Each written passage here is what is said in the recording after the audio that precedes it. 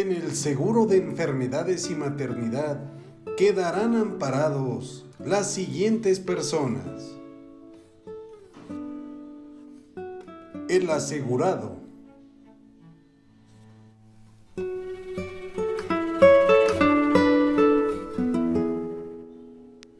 el pensionado por incapacidad permanente total o parcial, el que se encuentre en estado de invalidez,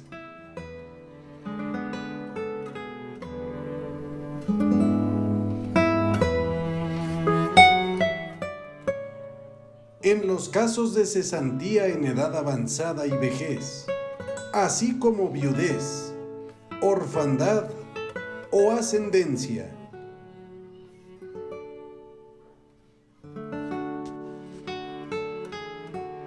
La esposa del asegurado, y a falta de ésta, la mujer con quien haya hecho vida marital durante los 5 años anteriores a su enfermedad. También aquella mujer con la que haya procreado hijos, siempre que ambos hayan permanecido libres de matrimonio civil. Cuando el asegurado haya tenido varias concubinas, ninguna de ellas tiene derecho a la protección señalada en la ley.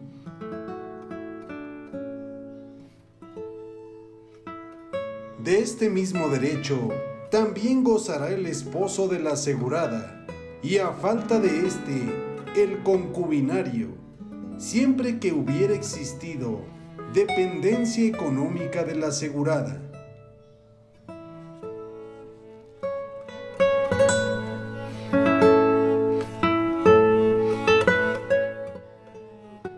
También la esposa del pensionado, cuando reúna los requisitos legales, y en su defecto, la concubina. En el mismo caso, se encuentra el esposo de la pensionada, y a falta de éste, el concubinario. Los hijos menores de 16 años del asegurado y de los pensionados. Los hijos del asegurado, cuando no puedan mantenerse por su propio trabajo debido a una enfermedad crónica o discapacidad por deficiencias físicas, mentales, intelectuales o sensoriales, hasta en tanto no desaparezca la incapacidad que padecen, o hasta la edad de 25 años, cuando realicen estudios en planteles del Sistema Educativo Nacional.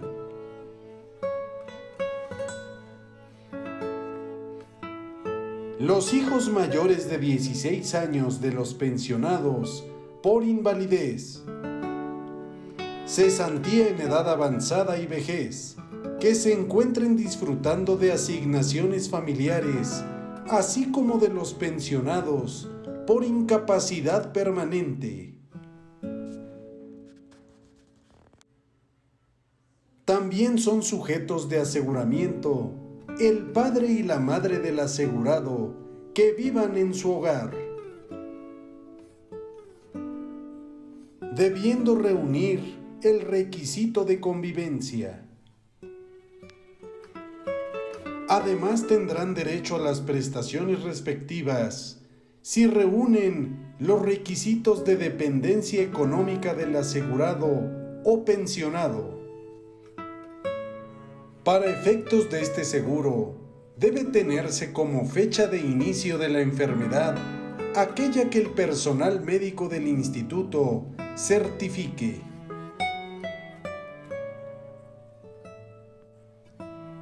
Y tratándose del disfrute de las prestaciones de maternidad, este se iniciará a partir del día en el que se certifique el estado de embarazo. La certificación debe señalar la fecha probable del parto, la que servirá de base para el cómputo de los 42 días anteriores a aquel, para los efectos del disfrute del subsidio que en su caso se otorguen los términos legales.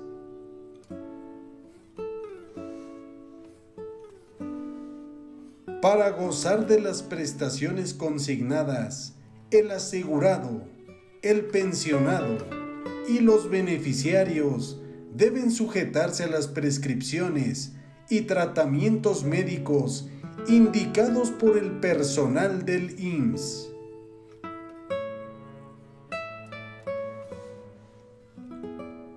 El instituto puede determinar la hospitalización del asegurado, pensionado o beneficiarios, cuando así lo exija la enfermedad, particularmente tratándose de padecimientos contagiosos. Para ser hospitalizado, se requiere el consentimiento expreso del enfermo, a menos que la naturaleza de la enfermedad haga dispensable esa medida.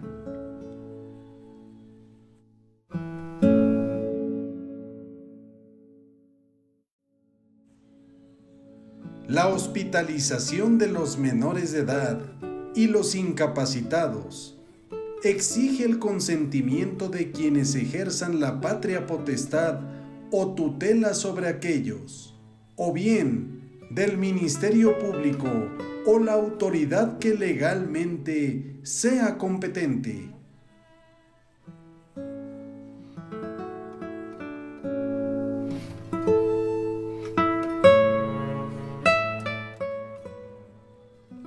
La ley determina responsabilidad al patrón por todos los daños y perjuicios que se causen al asegurado, a sus familiares derechohabientes o al instituto mismo, cuando incumpla con la obligación de inscribir al trabajador o de avisar los salarios efectivos y sus cambios,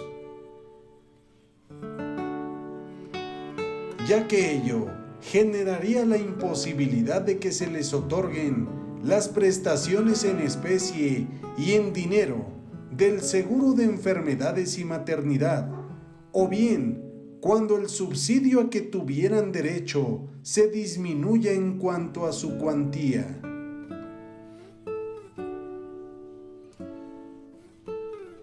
El IMSS debe subrogarse en los derechos de los derechohabientes y conceder las prestaciones que concede el seguro de enfermedades y maternidad.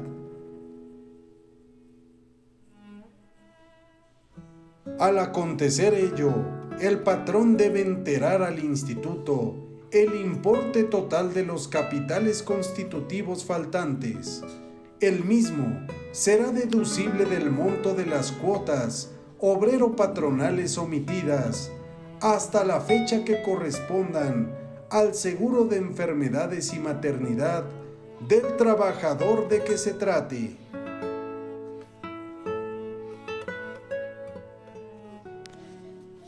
No procede la determinación del capital constitutivo si el IMSS otorga a los derechohabientes las prestaciones en especie y en dinero a que tengan derecho, siempre y cuando los avisos de ingreso o alta de los trabajadores asegurados y los de sus modificaciones salariales hubieran sido entregados dentro de los plazos señalados en la ley.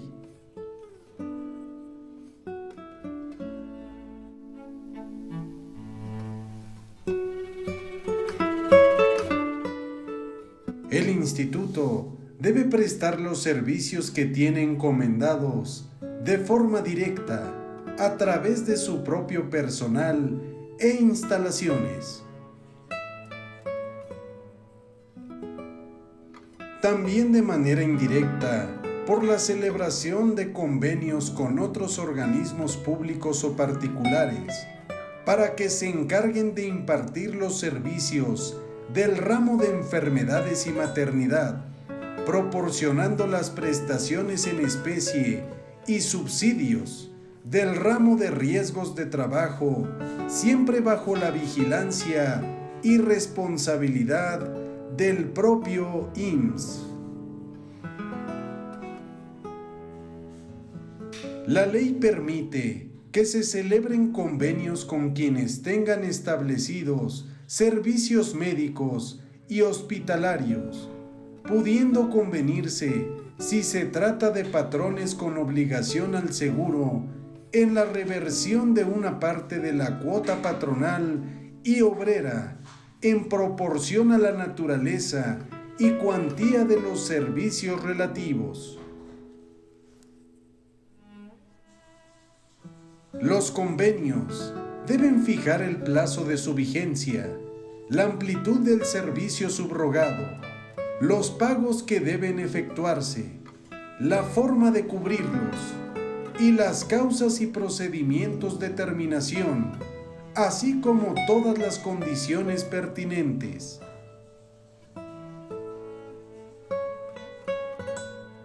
También en el convenio se puede pactar el pago de subsidios mediante un sistema de reembolsos.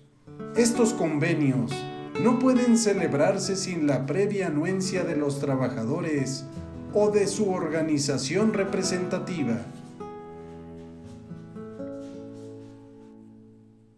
También se permite la celebración de convenios de cooperación y colaboración con instituciones y organismos de salud del sector público federal, estatal y municipal, siempre y cuando permitan el óptimo aprovechamiento de la capacidad instalada en todas las instituciones y organismos.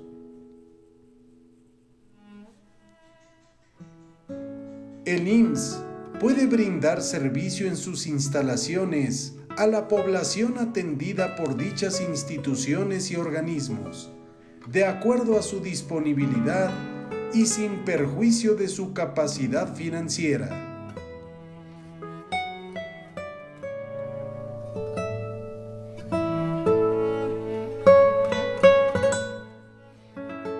Para el instituto, es obligatoria la atención de las mujeres embarazadas que presenten una urgencia obstétrica, solicitada de manera directa o por conducto de la referencia de otra unidad médica. Ello, dentro de las unidades con capacidad para la atención de urgencias de esta naturaleza, independientemente de su derechohabiencia o afiliación a cualquier esquema de aseguramiento.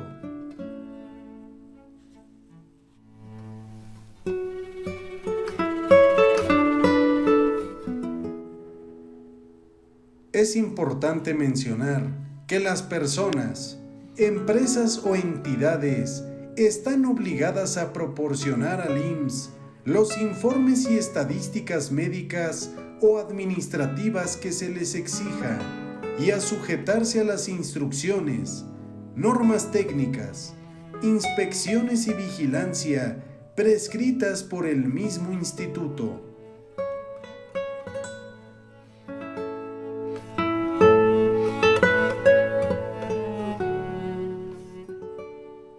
El instituto debe elaborar los cuadros básicos de medicamentos que considere necesarios, sujetos a permanente actualización, para que los productos en ellos sean los de mejor eficacia terapéutica.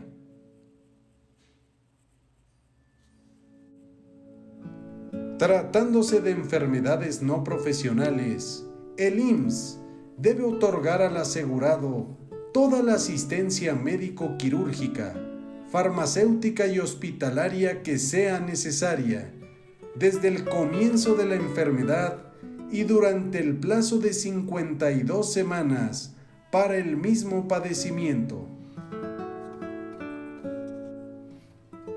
Ello sin tomar en cuenta el tiempo que dura el tratamiento curativo que le permita continuar en el trabajo y seguir cubriendo las cuotas correspondientes. Si al concluir el periodo de 52 semanas, el asegurado continúa enfermo, el IMSS prorrogará su tratamiento hasta por otras 52 semanas más, previo dictamen médico. Es importante mencionar que los padres del asegurado o pensionado fallecido conservarán el derecho a los servicios que brinda este seguro. Tratándose del caso de maternidad, el IMSS otorgará a la asegurada durante el embarazo, el alumbramiento y el puerperio, es decir, el periodo de tiempo en el que dure la recuperación completa del aparato reproductor después del parto, que suele durar entre 5 y 6 semanas, las siguientes prestaciones: asistencia obstétrica, ayuda en especie por 6 meses para lactancia, así como capacitación y fomento para la lactancia materna, incentivando que la leche materna sea alimento exclusivo durante los 6 meses posteriores al parto y complementario hasta avanzado el segundo año de vida.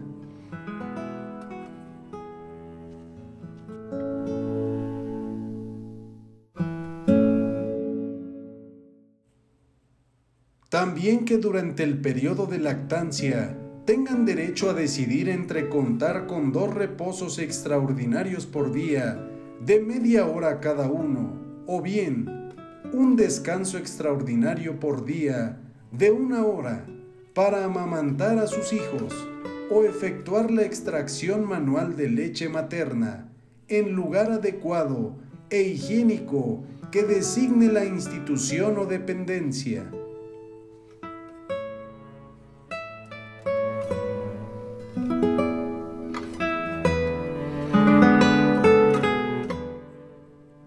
Y por último, una canastilla al nacer el hijo, cuyo importe será señalado por el Consejo Técnico del IMSS. Tratándose del caso de enfermedad no profesional, el asegurado tiene derecho a un subsidio en dinero que se otorgará cuando la enfermedad lo incapacite para el trabajo. Este subsidio debe pagarse a partir del 4º día del inicio de la incapacidad, mientras subsista esta, y hasta por el término de 52 semanas posteriores. El asegurado solo percibirá el subsidio cuando tenga cubiertas por lo menos 4 cotizaciones semanales inmediatamente anteriores a la enfermedad. Los trabajadores eventuales solo percibirán ese subsidio si tienen cubiertas 6 cotizaciones semanales en los últimos 4 meses anteriores a su padecimiento. El subsidio en dinero que se otorgue al asegurado será igual al 60% del último salario diario de cotización y se pagará por periodos vencidos que no podrán exceder de 1 semana, directamente al asegurado o a su representante debidamente acreditado.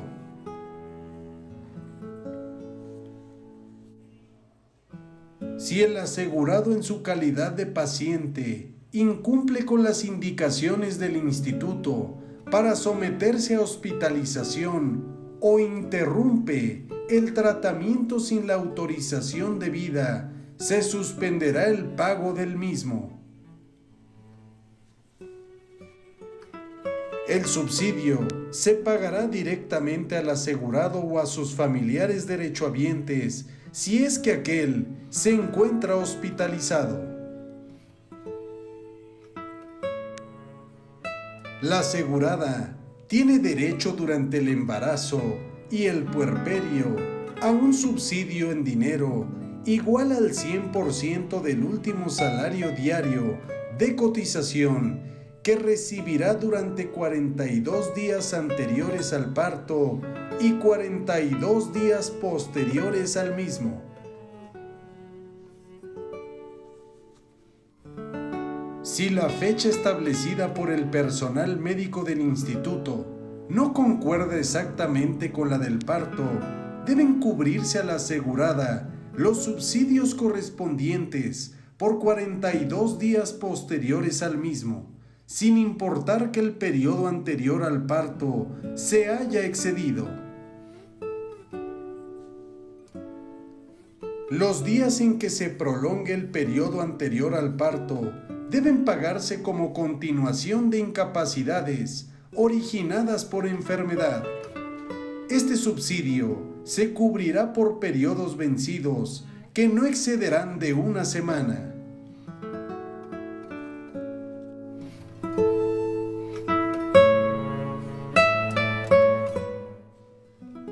Para que la asegurada tenga derecho a ese subsidio, requiere haber cubierto por lo menos 30 cotizaciones semanales en el periodo de 12 meses anteriores a la fecha en que debiera comenzar el pago del subsidio. Y por último, que la asegurada no ejecute trabajo alguno mediante retribución económica durante los periodos anteriores y posteriores al alumbramiento, ya que en caso de que perciba otro subsidio, se cancelará el que sea por menor cantidad. Durante el periodo de tiempo en el cual la asegurada goce de este subsidio, se eximirá al patrón de la obligación de pagar el salario íntegro.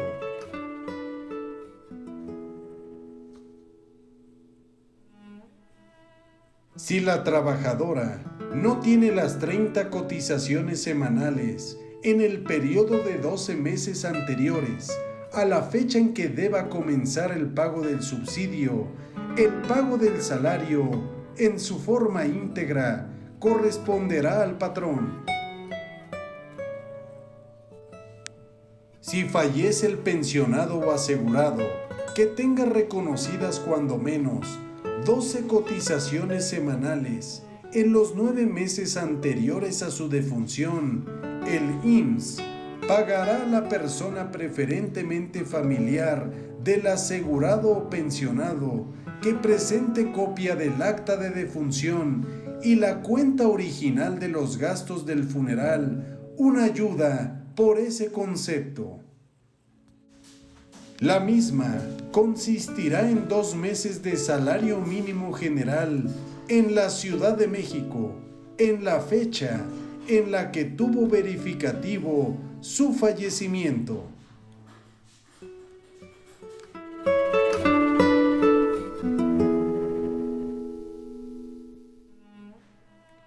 Los recursos económicos necesarios para cubrir las prestaciones en dinero, en especie y los gastos administrativos en el seguro de enfermedades y maternidad deben obtenerse de las cuotas que se encuentran obligados a cubrir los patrones y los trabajadores.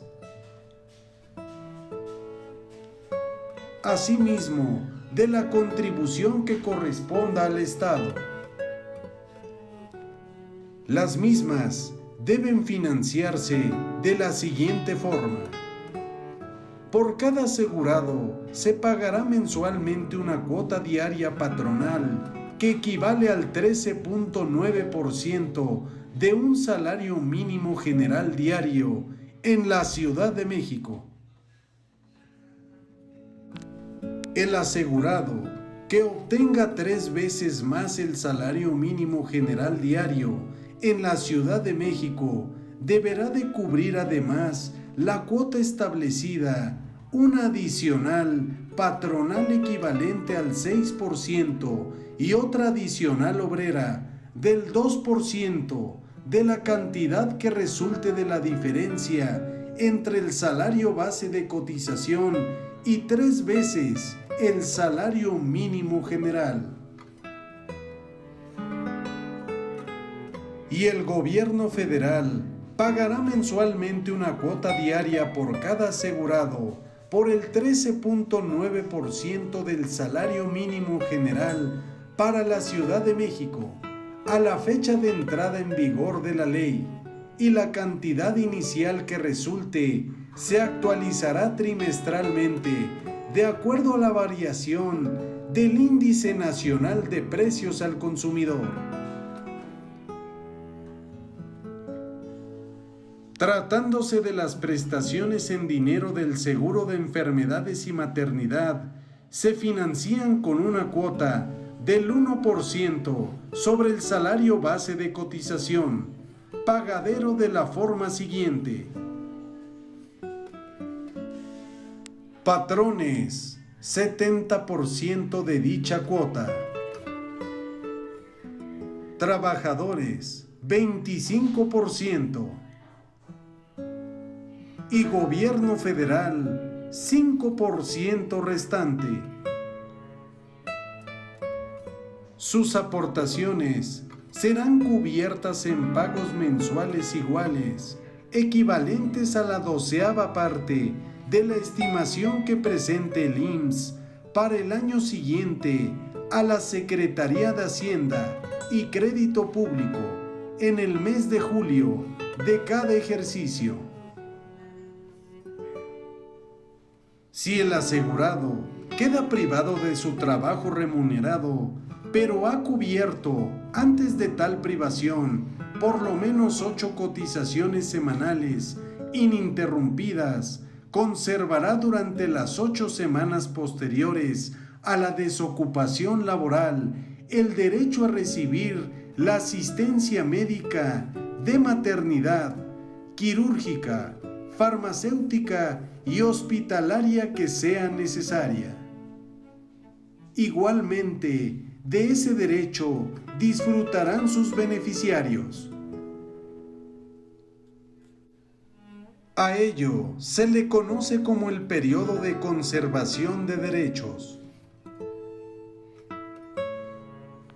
El Ejecutivo Federal puede solicitar al Consejo Técnico del IMSS que amplíe el periodo de conservación de derechos cuando a su juicio las condiciones económicas y laborales del país así lo exijan, determinando las condiciones en que operará la misma, los requisitos necesarios para otorgarla y la vigencia que en cada caso se determine, proveyendo de manera oportuna y suficiente al Instituto de los recursos necesarios para financiar costos adicionales. Esos recursos destinados serán considerados en el presupuesto de egresos de la Federación, y los trabajadores que se encuentren en estado de huelga recibirán las prestaciones médicas durante el tiempo que dure aquella. ¿Sabías que si el trabajador que tiene la calidad de persona desaparecida cuenta con declaración especial de ausencia, los beneficiarios conservarán el derecho a recibir la asistencia médica y de maternidad, quirúrgica, farmacéutica y hospitalaria que sea necesaria?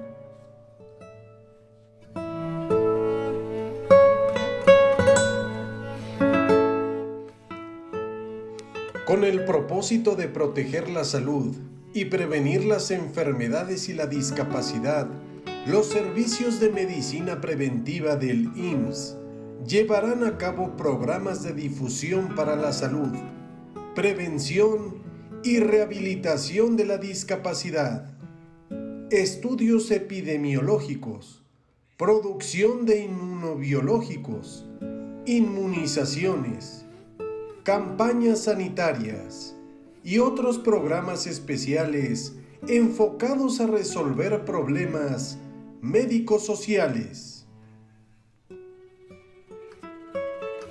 El IMSS debe coordinarse con la Secretaría de Salud y otras dependencias y organismos públicos con el objeto de realizar las campañas y programas establecidos.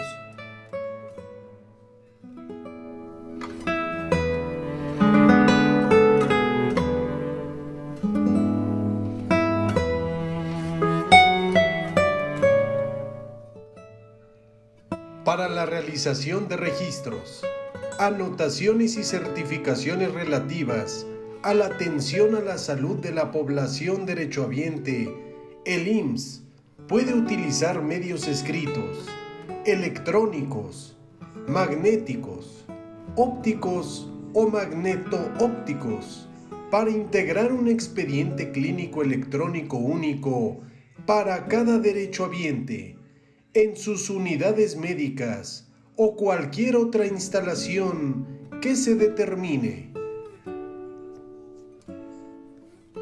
En sus expedientes clínicos electrónicos deben integrarse los antecedentes de atención que haya recibido un derechohabiente por los servicios prestados en consulta externa, urgencias, hospitalización, auxiliares de diagnóstico y de tratamiento. Estas certificaciones tienen plenos efectos legales para fines civiles, administrativos y judiciales. Al personal autorizado para manejar la información contenida en los expedientes clínicos electrónicos se le asignará una clave de identificación personal, confidencial e intransferible. Se reconocerá como firma electrónica de los registros efectuados en el expediente clínico y tendrá la misma validez de una firma autógrafa. Todos los datos y registros que consten en expedientes clínicos electrónicos son confidenciales y la revelación de los mismos a terceros, ajenos al instituto, sin autorización expresa de las autoridades y del derechohabiente o quien tenga facultad legal para decidir por él, será sancionada en los términos de la legislación penal federal como revelación de secretos, con independencia del pago de la indemnización que corresponda. De las consultas que se practiquen a esos expedientes, debe dejarse una constancia en el expediente de la persona que lo consulte, su fecha de consulta y la justificación de la misma.